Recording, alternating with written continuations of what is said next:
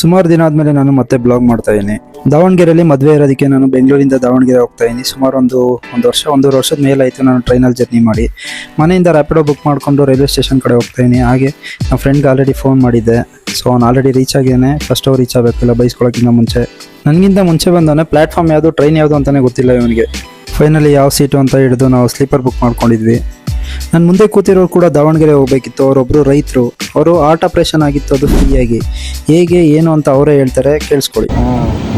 ಈಗಿನವ್ರಿಗೆ ಏನೈತೆ, ಈಗ ಒತ್ತಡ ಚಕ್ಕನ ಹೋಗ್ಬೇಕು, ಗಡನ ಆಪ್ರೇಷನ್ ಹೋಗ್ಬೇಕು ಹಂಗಿಲ್ಲ. ಅವರು ನೋಡ್ತಾರೆ ಪೇಷಂಟ್ ಕಡ್ಕಂತೈತೆ ಅಂದ್ರೆ 1 ತಿಂಗಳು 2 ತಿಂಗಳು ಟೈಮ್ ತಗೊಂತಾರೆ.